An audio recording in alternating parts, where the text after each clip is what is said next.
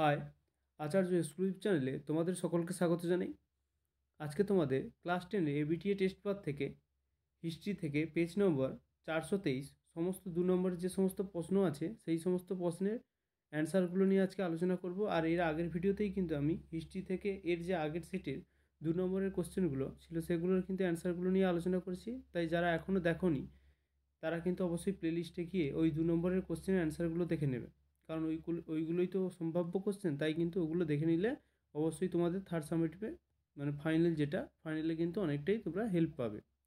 দেখো 2 নম্বর কোশ্চেন বলছে, পরিবেশের ইতিহাসের গুরুত্ব কী?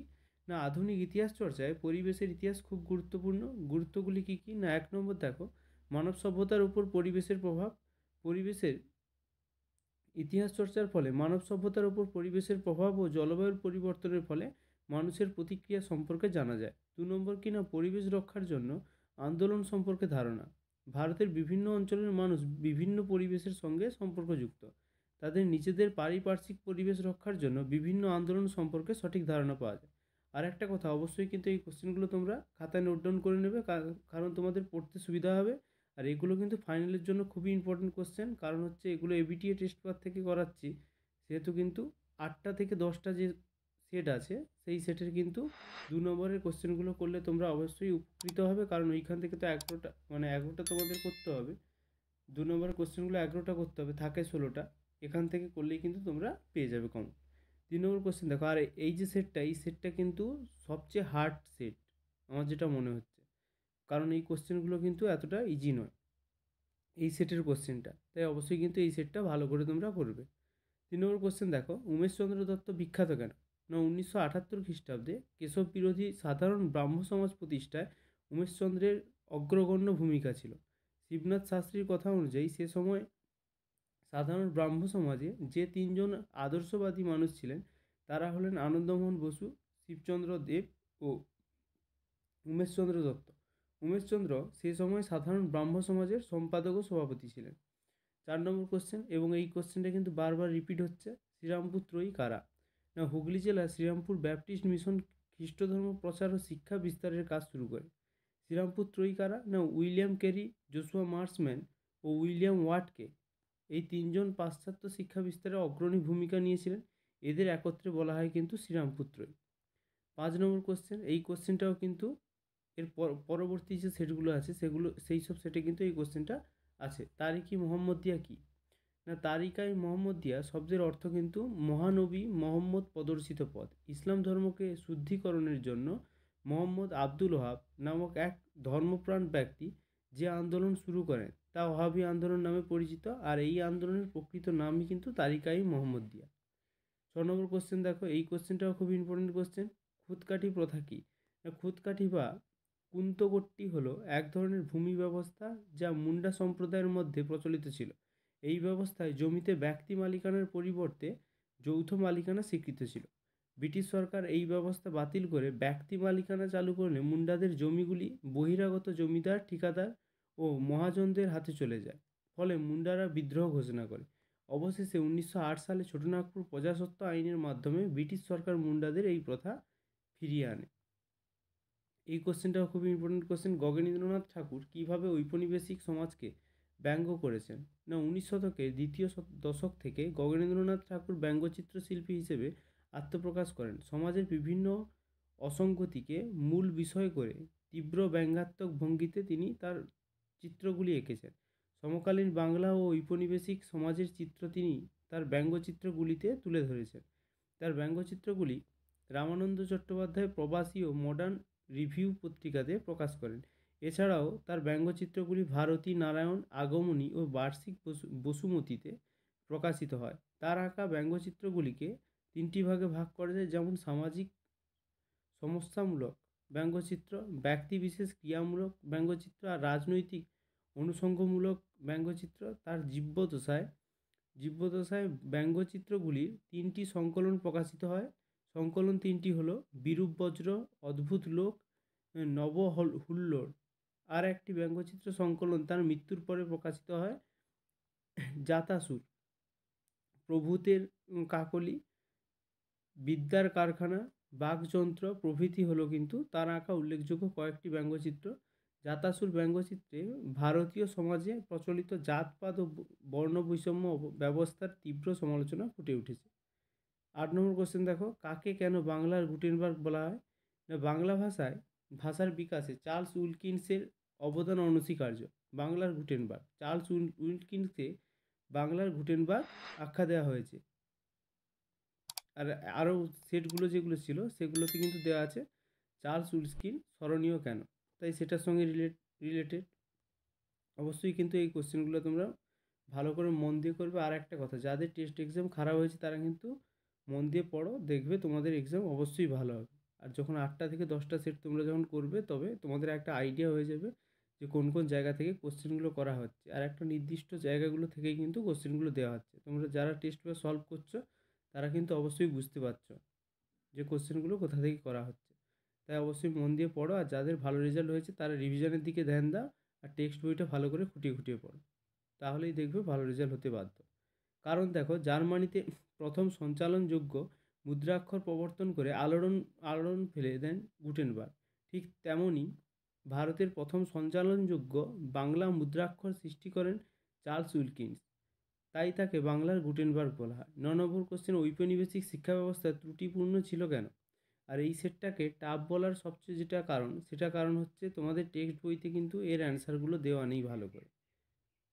এই কোশ্চেনের অ্যান্সারগুলো কিন্তু আলাদা জায়গা থেকে তৈরি করা হয়েছে, তাই অবশ্যই এই সেটটা কিন্তু তোমাদের জন্য খুবই গুরুত্বপূর্ণ একটা সেট। তাই বলছি এই সেটটা ভালো করে করবে। আর এই রকম ভিডিও পাওয়ার জন্য, মানে পরবর্তীতে যে সমস্ত কোশ্চেনগুলো আছে 2 নম্বরে, সেগুলোর অ্যান্সার পাওয়ার জন্য অবশ্যই যাদের দরকার তারা কিন্তু অবশ্যই চ্যানেলটিকে সাবস্ক্রাইব করে নেবে। কারণ পরবর্তী যে সমস্ত সেটগুলো আছে সেই সমস্ত সেটের 2 নম্বরের কোশ্চেনগুলো কিন্তু আমি আপলোড করে দেবো। অ্যান্সার দেখো, ভারতের ঔপনিবেশিক শিক্ষা বিস্তারের ফলে নবযুগের সূচনা ঘটলেও এই শিক্ষা ব্যবস্থা ত্রুটিমুক্ত ছিল না, ফলে ভারতীয়দের সার্বিক বিকাশ ব্যর্থ হয়। 1 নম্বর কী বলছে, না কেরানি তৈরির শিক্ষা। এই শিক্ষা ব্যবস্থা ইংরেজদের প্রশাসনিক কাজ করার উপযুক্ত কর্মচারী তৈরি করার আগ্রহ যতটা ছিল, সাহিত্য বা ভাষা শিক্ষার সাহায্যে শিক্ষার্থীদের একটি নান্দনিক মন গড়ে তোলার আগ্রহ সেখানে মোটেই ছিল না। 2 নম্বর কিনা মাতৃভাষার অবহেলা। এই শিক্ষা ব্যবস্থায় শিক্ষার মাধ্যমে ইংরেজি হয় সাধারণ মানুষের কাছে শিক্ষার দারুণ মুক্ত হয়নি। সেই সঙ্গে ভারতীয় ভাষাগুলির বিকাশের পথ রুদ্ধ হয়ে যায়। 3 নম্বর কিনা ভারতীয় আধ্যাত্মিকতা ও দর্শনের অনুপস্থিতি। না, এই শিক্ষা প্রণালীর মাধ্যমে পাশ্চাত্যের জ্ঞান বিজ্ঞানের চর্চা হলেও তার সঙ্গে ভারতীয় আধ্যাত্মিকতার ও দর্শনের কোনো যোগাযোগ ছিল না, ফলে তা প্রাণহানি হয়ে পড়ে। 10 নম্বর কোশ্চেন দেখো, 3 কাঠিয়া প্রথা কি? এই কোশ্চেনটাও কিন্তু বারবার রিপিট হচ্ছে। 1917 খ্রিস্টাব্দে বিহারের চম্পারণ জেলায় 3 কাঠিয়া প্রথাকে কেন্দ্র করে মহাত্মা গান্ধী নেতৃত্বে চম্পারণ সত্যাগ্রহ সংগঠিত হয়েছিল। 3 কাঠিয়া প্রথা কি? না, চম্পারণ জেলায় নীলকর সাহেবরা চাষিদের জোর করে প্রতি 1 বিঘা জমির 3 কাঠায় নীল চাষ করতে বাধ্য করত। আবার এই উৎপাদিত নীল চাষিরা কম দামে নীলকরদের কাছে কিন্তু বিক্রি করতে বাধ্য থাকত। এই প্রথাকেই কিন্তু 3 কাঠিয়া প্রথা বলা হয়। 11 নম্বর কোশ্চেন দেখবে যে কী উদ্দেশ্যে কংগ্রেস সমাজতন্ত্রী হল প্রতিষ্ঠিত হয়? না, কংগ্রেস সমাজতন্ত্রী হল বা দল, এটা দল হবে, হল হবে না। এই কোশ্চেনটা একটু দেখবে, তোমাদের টেক্সট পেপারেও কিন্তু হল বলেই দেওয়া আছে, কিন্তু হবে দল। কংগ্রেস সমাজতন্ত্রী দল গঠন। 1934 খ্রিস্টাব্দে পাটনায় আচার্য নরেন্দ্র দেবের সভাপতিত্বে সর্বভারতীয় সমাজতন্ত্রী সম্মেলন কংগ্রেস সমাজতন্ত্রী দল গঠনের প্রস্তাব নেওয়া হয়। 1934 খ্রিস্টাব্দে 23শে অক্টোবর বোম্বাইয়ে আনুষ্ঠানিকভাবে কংগ্রেস সমাজতন্ত্রী দল আত্মপ্রকাশ করে। উদ্দেশ্য কী ছিল এই দলের? এই দলের মুখ্য উদ্দেশ্যগুলি ছিল, 1 নম্বর হচ্ছে স্বাধীনতার জন্য জাতীয় সংগ্রামকে ভারতের প্রাথমিক সংগ্রামে পরিণত করা। 2 নম্বর, কংগ্রেস একটি নেতৃত্বদানকারী প্রাথমিক সংগঠন হওয়ায় সমাজতান্ত্রী হিসেবে ভারতীয় কংগ্রেসের মধ্য থেকে কাজ করা। 3 নম্বর কিনা কংগ্রেসের ভেতর থেকে বামপন্থী শক্তিকে সুদৃঢ় করা। 12 নম্বর কোশ্চেন, স্বাধীনতা আন্দোলন ননিবালা দেবী স্মরণীয় কেন? না, প্রেসিডেন্সি জেলে অনশন করেন তিনি। অনশন করেছিলেন টানা 21 দিন। তাকে 1918 সালে 3 নম্বর রেগুলেশনের স্টেট প্রিজনার হিসেবে আটক রাখা হয়। বাংলার তিনিই একমাত্র মহিলা স্টেট প্রিজনার। 1919 সালে মুক্তিলাভ করেন বিপ্লবী ননিবালা দেবী। ননিবালা দেবী স্মরণীয় হওয়ার কারণ কি? না, 1 নম্বর বঙ্গভঙ্গ, এটা বঙ্গভঙ্গ হবে, একটু কারেকশন করবে। বঙ্গভঙ্গ বিরোধী আন্দোলনকালে তিনি হচ্ছে বিপ্লবীদের আশ্রয় দান ও গোপনে অস্ত্র সরবরাহ করতেন। এজন্য জেলে থাকাকালীন অকথ্য অত্যাচার সত্ত্বেও তিনি বিপ্লবীদের কোনো গোপন তথ্য কিন্তু প্রকাশ করেননি। 3 নম্বর কী বলছে না, ব্রিটিশ সরকার তাকে গ্রেপ্তার করে তার দেশভক্তির আদর্শ বিপ্লবীদের মনে উৎসাহের সঞ্চার করেছিল। 13 নম্বর কোশ্চেন দেখো, লাইন অফ কন্ট্রোল কী? লাইন অফ কন্ট্রোল বলতে কী বোঝায়? এই কোশ্চেনটাও কিন্তু বারবার রিপিট হচ্ছে। অ্যান্সার দেখো, ভারতের উত্তরে ভারত ও পাকিস্তানের সীমান্তে অবস্থিত দেশীয় রাজ্য হলো কাশ্মীর। এখানকার রাজা হরি সিং স্বাধীন ভারত থাকতে চেয়েছিলেন, কিন্তু পাক হানাদাররা কাশ্মীরে প্রবেশ করলে ভারত কাশ্মীরকে সাহায্য করে। এর বিনিময়ে কাশ্মীর ভারতের সঙ্গে যুক্ত হয়। লাইন অফ কন্ট্রোল 1 নম্বর দেখো, 1947 খ্রিস্টাব্দে ভারতের স্বাধীনতা প্রাপ্তির পর কাশ্মীরের উপর আধিপত্য বিস্তারকে কেন্দ্র করে ভারত ও পাকিস্তানের মধ্যে যুদ্ধ শুরু হয়। 2 নম্বর, জাতিপুঞ্জের মধ্যস্থতায় শেষ পর্যন্ত যুদ্ধবিরতি ঘোষিত হয়। কাশ্মীর অঞ্চলে ভারত ও পাকিস্তানের নিয়ন্ত্রণ রেখা চিহ্নিত করা হয়, যাকে বলা হয় লাইন অফ কন্ট্রোল বা এলওসি। 15 নম্বর কোশ্চেন, চৌরি চৌরার ঘটনার গুরুত্ব কী? এই কোশ্চেনটাও কিন্তু বারবার রিপিট হচ্ছে সেটগুলোতে। না, অসহযোগ আন্দোলনের সময় উত্তরপ্রদেশের চৌরি চৌরা পুলিশ থানায় সহিংস ঘটার ফলে গান্ধীজি আন্দোলন প্রত্যাহার করে নেন। চৌরি চৌরা ঘটনার গুরুত্ব কিনা, 1 নম্বর, দেশবাসী অহিংস সত্যাগ্রহ আদর্শে অনুসারী নয়, এই ঘটনায় প্রমাণিত হয়। 2 নম্বর হচ্ছে, ইংরেজ সরকারের পুলিশের দমনপীড়ন জনতা আর মেনে নিতে রাজি ছিল না, বরং তাদের মধ্যে সাহস, বীরত্ব, কারাদণ্ড ও নির্যাতন সহ্য করা মানসিকতা দেখা যায়। 3 নম্বর কিনা, এই ঘটনা অসহযোগ আন্দোলনের অবসান ঘটায়। 4 নম্বর, গান্ধীর নির্দেশে আন্দোলনের হঠাৎ সমাপ্তি কংগ্রেস নেতৃবৃন্দের মধ্যে ক্ষোভ সৃষ্টি করে।